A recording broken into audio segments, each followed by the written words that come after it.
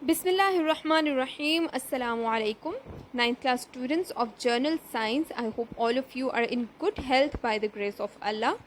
Welcome to another lesson of our chapter 6, and today we'll be talking about wildlife and national parks. First of all, let us define what wildlife is. Wildlife is defined as all the non-cultivated plants and wild, which we call non-domesticated animals of an area.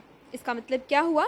ऐसे plants जो कि non cultivated हैं, यानी जिनको इंसान नहीं उगाते बल्कि वो अपने आप ग्रो होते हैं नेचर में, और ऐसे एनिमल्स जो कि वाइल्ड होते हैं या जिनको नॉन डोमेस्टिकेटेड कहा जाता है, जिसका मतलब ये है कि ये वो एनिमल्स हैं जिनको ह्यूमंस नहीं पालते बल्कि वो अपने आप नेचर में सर्वाइव कर रहे होते हैं। उनका जो लाइफ स्टाइल होता है, उनका लाइफ स्पैन होता है, वो सेल्फ डिपेंडेंट होता है।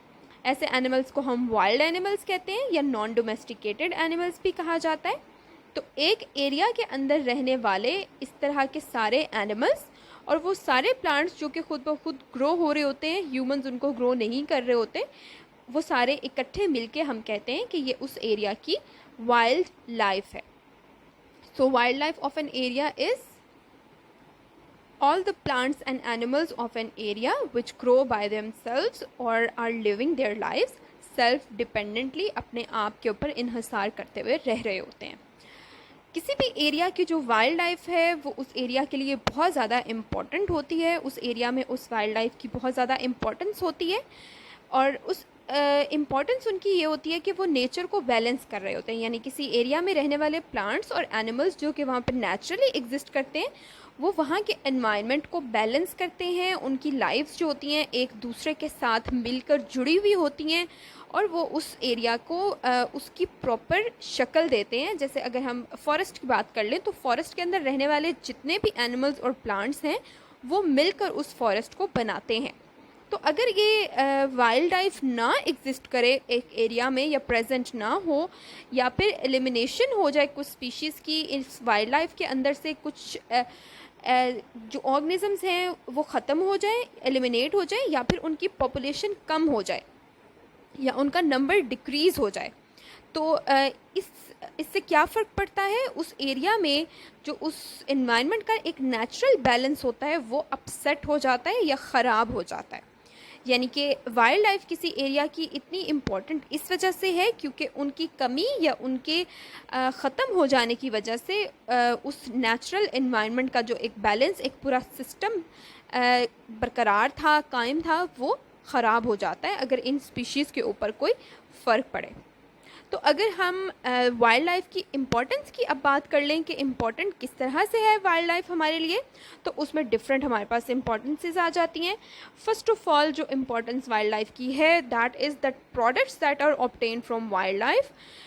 ऐसी कुछ चीज़ें जो हमें इन वाइल्ड लाइफ से मिलती हैं, these are used in home, घरों में, इंडस्ट्री एंड एग्रीकल्चर, यानी कारखानों में, और हमारी एग्रीकल्चर की जो फील्ड है जिसको हमने प्रीवियसली डिटेल में देखा है, उसके अंदर कुछ प्रोडक्ट्स इस्तेमाल होते हैं जो हमें वाइल्ड लाइफ के अंदर से मिलते हैं। ये प्रोडक्ट्स कौन कौन से हो सकते हैं? हमारे पास फूड है, as you can see right hair.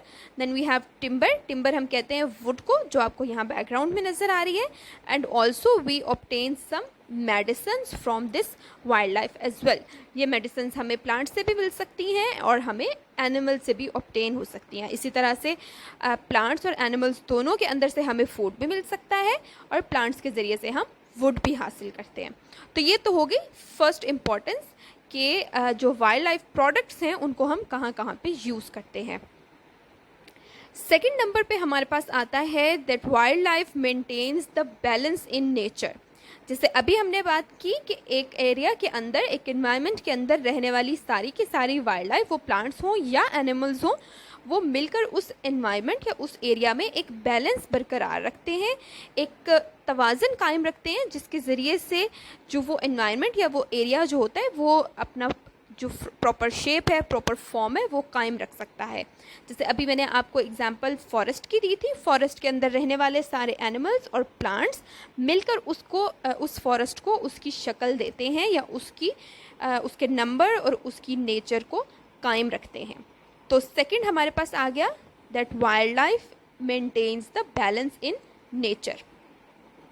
Moving on, third number पे हमारे पास आता है wild life satisfies our aesthetic sense. Aesthetic sense हम कहते हैं ऐसी कोई भी चीज़ जो हमारी हमें अच्छी लगती है, जो हमें भाती है, हमें नेचर के तौर पर पसंद आती है। एस्थेटिक सेंस का मतलब क्या हुआ? ऐसी चीज़ें जो हमें देखने में अच्छी लगती हैं, जैसे कि एग्जाम्पल के तौर पे हमारे पास क्या आते हैं? कलरफुल फ्लावर्स आते हैं, प्लांट्स हैं, फॉरेस्ट इट्सेल्फ है जिसके अंदर इतने सारे हमें दरख्त नज़र आते हैं और ग्रीनरी नज़र आती है, and also beautiful animals and also the hunting of some animals as well. तो हमारी एस्थेटिक सेंस यानी ऐसा कोई काम जिससे हमें प्लेजर मिलता है या हमें खुशी मिलती है, उसके अंदर ये सारी चीज़ें, ये सारी वाइल्ड लाइफ जो है वो कंट्रीब्यूट करती है। पौधों और जानवरों को देखकर हम लोगों को एक प्लेजर मिलता है, हमें वो खूबसूरत लगते हैं, एंड ऑल्सो जब हम एनिमल्स की, कुछ स्पेसिफिक एनिमल्स की हंटिंग करते हैं तो उससे भी जो ह्यूमंस हैं वो अपने सेटिस्फैक्शन हासिल कर सकते हैं। तो थर्ड इम्पॉर्टेंस हमारे पास आ गई that it satisfies our aesthetic sense. Lastly हमारे पास है कि ये जो वाइल्ड लाइफ हमारे प्रेजेंट टाइम पर नज़र आ रही है, हम प्रेजेंट टाइम पे अपने आसपास पौधे और जानवर देखते हैं जिनको हम वाइल्ड लाइफ कहते हैं।